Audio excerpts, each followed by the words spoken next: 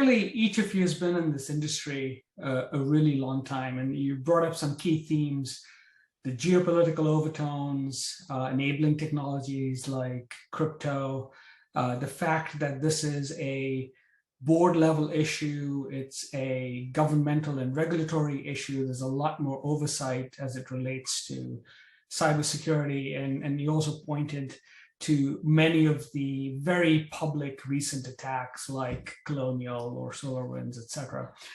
And we'll try and get through each one of those in the discussion today. Let's begin with the kick in the gut, right? Ransomware. The ransomware report I last saw from Conway talked about the average ransomware payout in 2020 being close to $250,000 per event. And that's up over 20% from last year. Finding out, coming into the office of finding out that moment that your IT systems have been hacked and your company's held to ransom has got to be a tough, scary experience. And I know that each of you has had firsthand experience with this. So maybe let's begin with Craig. Could you share your experience? Sure. How did you handle it? And what advice would you have for our audience? Yeah, I've had a few experiences that were pretty scary, kind of gut wrenching, and you think about it as a career ending, right? It's like, well, how's this going to impact me when you hear it?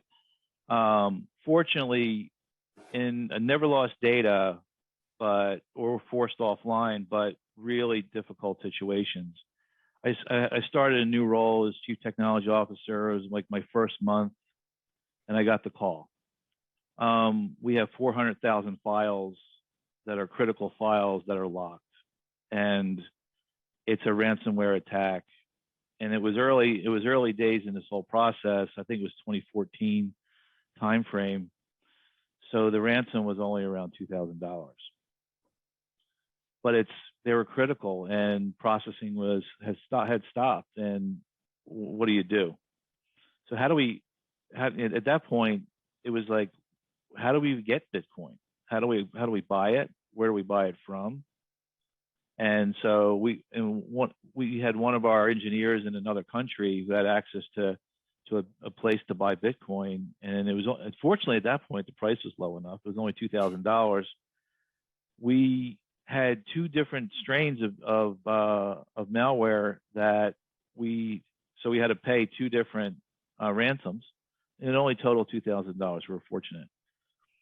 He took it out of his own account, paid cash for it. We got it. First attempt to unlock the files didn't work. So we thought we were screwed, right? That this guy just wanted the money, didn't give us the right keys, but we tried a few times. We figured out how to actually apply it.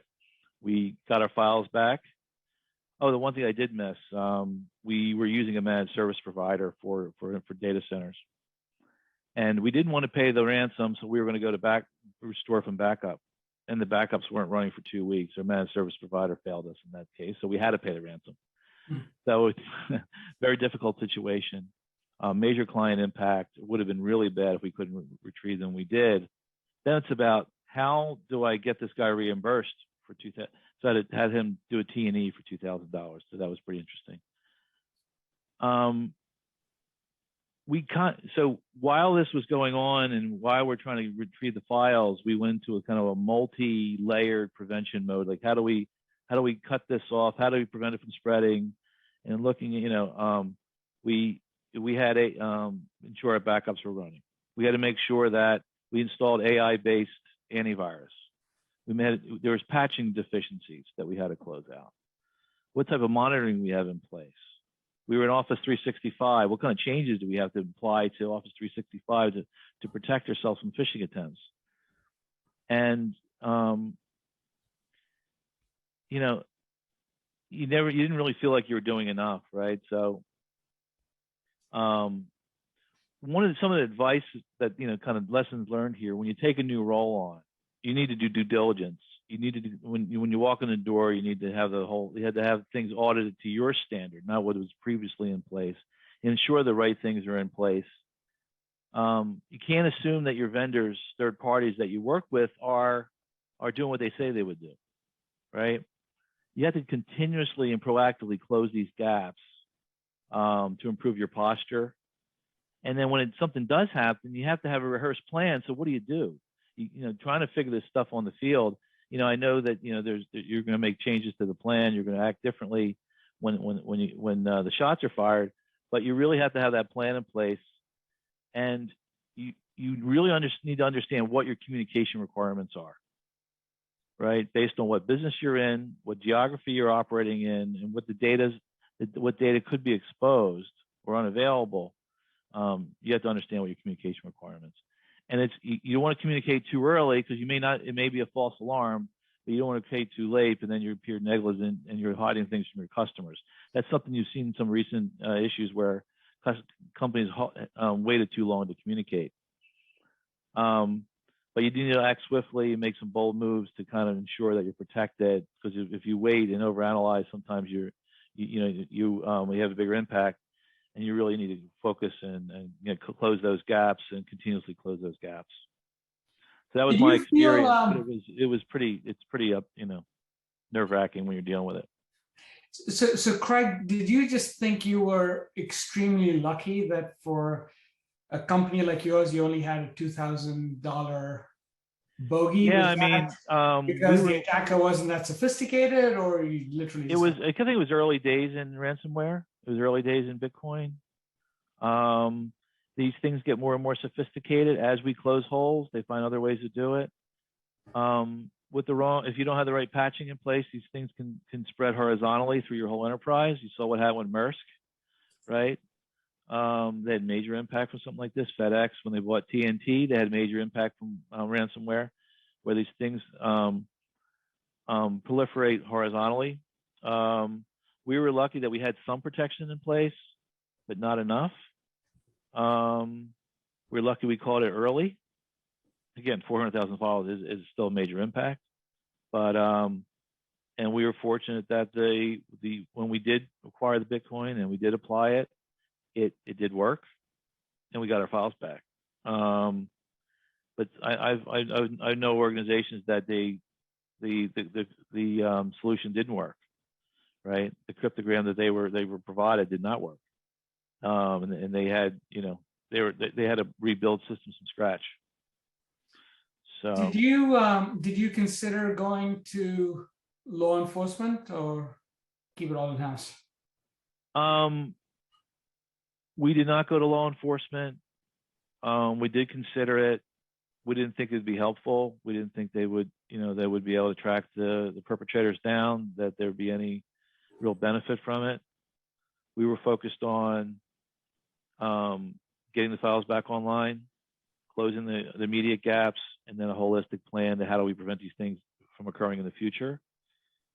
And since we continually did that, we didn't have another event for the next 6 or 7 years that I was with the organization, because I felt lucky that we had it early, and felt lucky that we could respond and put those things in place.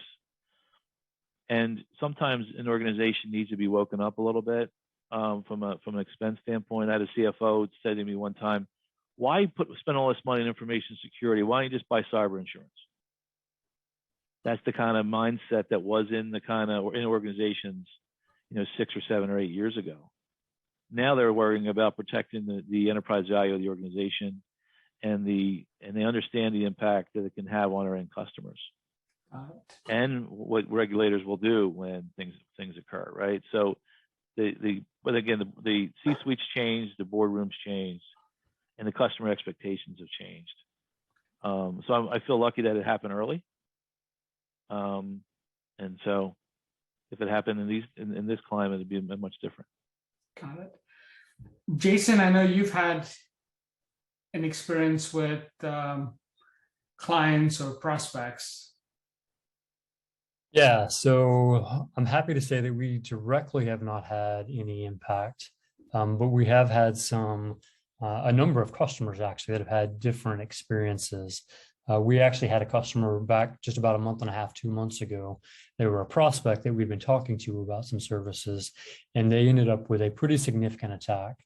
They were we'll call it a mid-size medical EMR, electronic medical records company, and they provided basically a hosted solution to their customers, which were primarily small medical clinics. And they had an attack that took down about 70% of their network. And it was obviously that was a very significant attack that brought down large part of the network, which also directly impacted their ability to actually service these customers and provided the EMR systems. But they actually had some additional complications. They did not have a plan in place, and they were not prepared on even how to respond. So they had no DR plan, they had no incident response plan. They really had not done any prep ahead of time. And it got into a bit of a conflict between the two owners on how they should respond. So there was a disagreement on should they pay it, should they try to clean it up. They didn't have proper backup, so they didn't have some of the proper technology or some of the controls to try to clean up from it. So they ended up ultimately paying the ransomware, which was about a six-figure number. So it was a fairly significant number. But it actually took them more than a week and a half, almost 2 weeks, before they were able to get to the point where they could make that decision. And, like we were all pretty surprised that it took them so long, but, it got into some just internal issues, internal dialogue, obviously high stress situations. So that was a real challenge for them. And we try to help walk them through that. We obviously couldn't make the decision for them. It wasn't our place to give them guidance on you should pay this or you should do that. But we really try to help point them to the fact that like they didn't have good backups, they didn't have the right ways to actually restore well, and they understood they were losing money day after day after day, and really put the whole business at risk of being able to survive past that. So it was a tough situation. It sounds really tough, especially given the size of the organization and given the size of the ransom. But maybe if you can provide a little bit more insight into the dynamics here, right? I mean, they're a medical records company. How do they think through making this public? Like, do I have to tell people? How does that impact my reputation, my brand? On the other hand, they're trying to figure out if they can collect the money, and you've got somebody asking you for funds. What do you tell this individual? Please hold 2 weeks while I figure out if I've got the money. Like, how does all that work? Yeah, so you hit on a lot of points. One, there are certainly reputational issues that are at risk, right? Initially, they didn't want to disclose what was actually going on. They were sharing that they were having system issues and things like that. But a lot of times folks don't actually want to disclose. And based on their location, they didn't have any state mandates that they actually had to disclose. They did ultimately were able to share that and worked with their customer base to understand what was happening. But there was a lot of internal dialogue there as well, right? The fear of, all right, how do we fix this and try to get past it without the reputational hit, versus there's also an implied risk there as well, right? If they don't disclose properly, if they don't follow through and help the customers understand what was happening, what are the underlying risks? Do any of their customers actually have mandatory reporting requirements that they would fall into, that they wouldn't even have the information to properly disclose? So clearly lots and lots of dialogue there. And again, just it sounds really easy on the surface to say, hey, just pay it, right, if you're down. But obviously there's a lot of dynamics and a lot of internal tension. And sometimes when stress is really high, it's not as easy to make clear decisions. It's one of the reasons why we just certainly stress to people, you need to have a plan, even if it's not fully baked, even if it's not going to cover every scenario. You need to have a plan on who decision makers are, who really has the authority to pull the trigger in a situation, and have at least some fundamental rudimentary disaster recovery plans in place, incident response plan, just some basic fundamental kind of what we would call a good hygiene ahead of an incident is so critical. Thank you. Tim. Yes, so Craig and Jason have really done a nice job of covering the joys of ransomware and preparing for and some of the challenges in responding to. So I can certainly say, at SAP, we've been fortunate to not have a major ransomware attack. We certainly have had customers that have had successful attacks. So I guess a few things I could probably add, which I think were touched on a little bit here, right? the DRBCP. Certainly we go through a regular review of different types of tabletops, types of incidents we're going to deal with in any given year, and run those at a, we call it an L1 level. So that's essentially my peers across the organization.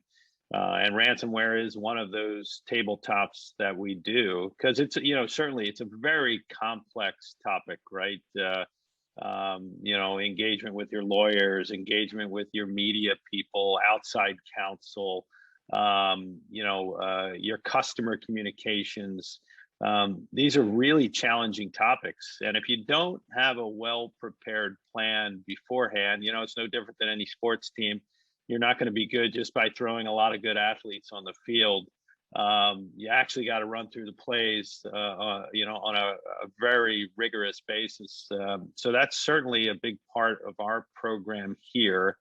We've also taken a look at, we constantly review the ransomware that as it keeps coming out and the types of attacks, and sort of put that against, our defensive measures, right? So we got to have a game plan. Against the offense and the defense have to come up with their game plan. And we've been running through what my team comes up with, sort of the fire breaks. You can use that analogy, whether for a building or for a forest fire. Where are our opportunities to, if that type of malware, ransomware is introduced in the environment, where are there opportunities to slow it down or stop it quickly from a technology perspective, whether that's at the endpoint, the network, et cetera. And then be able to, repair and respond. And then, I also heard, from what Craig was saying, when he was dealing with that incident some years ago, there are even companies now that, I was a former FBI agent. I actually did work kidnap and ransom of people at one point in my career. And there are companies now that actually do those negotiations. I won't name them on here, but I know there's at least 2 out there that many of my peers have signed up with, where they'll set up the Bitcoin wallet. They'll manage the negotiation with the bad guy, gal, whoever they are, and actually work through that process. I think some of the problem, though, continues to be, I think there are more victims paying than we all know. Thus, this continues to be, profitable for the bad guys. And thus they continue to do what they're doing. And they've also shifted their tactics in the last few years of, sort of an extortion ransom model, where first they're stealing all your data, whether it's your email or just general files. Then they're encrypting what you have and telling you, pay us and we'll release that. If not, if you don't pay us, we're going to start releasing your emails and your files, to the public, in a paste bin or whatever it may be. So it really does become a bit of a slippery slope in terms of making those types of payments. But I certainly understand why, at least many of the most recent ones, they really felt they had no choice but to do that, to keep their business running and move forward. So it's definitely one that keeps us all up at night. I have no doubt. So. It is, especially when you read the news every day, right? And though I guess even if you are one of those companies that elects to pay the ransom for all the reasons you described, what guarantees do you have after that? You don't. This is like a gentleman's agreement. Yeah, right. Yeah. Well, yeah, and you're definitely not dealing with a gentleman on the other side. So, it's interesting. I was reading some of the most recent studies on ransom payments, and I think one report I saw said there were one group alone did 47 ransoms, 47 separate companies, and made 90 million US, 90 million in Bitcoin, I should say. During a very short period of time. I mean, I think it was, a few months. So, I mean, as a former FBI agent, I always joke, if you're still robbing banks the old way, jumping over a counter and sticking a gun in someone's face, you're clearly missing the boat, that this is a much more profitable way. to steal money, and you might want to just find another career. So certainly this is the challenge we're facing, right? And it's the reality of it.